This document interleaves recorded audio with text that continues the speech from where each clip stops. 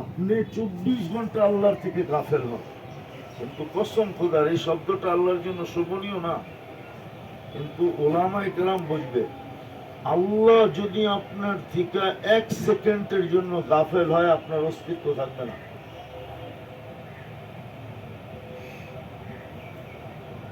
এই জন্যই তো আল্লাহ বলছে, আমি তোমাদের থেকে গাফেল না, উদাসীন না।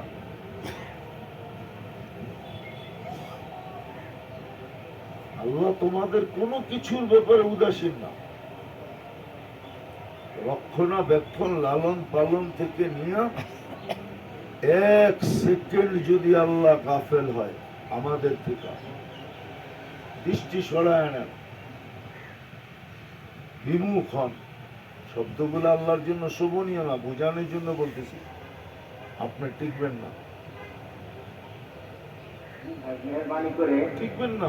মেম্বারের কাছে কাছে চলে আসে, যারা চলাচল করতে হাঁটার সৌরজগতের সবকিছু যে সিস্টেমে চলতেছে, 1 সেকেন্ডের জন্য যদি আল্লাহ এটার থেকে কুদরতকে উঠায় নেন, বৃষ্টি উঠায় নেন, সব একটা আরেকটার সাথে টকরায় শেষ হয়ে যাবে।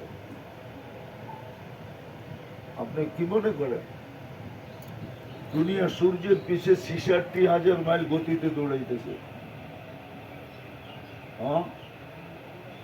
যারা বাইক চালায় ওরা হেলমেট পরে কেন? শুধু মাথার জন্য? তাহলে বাইক চালার সময় চশমা পরে কেন?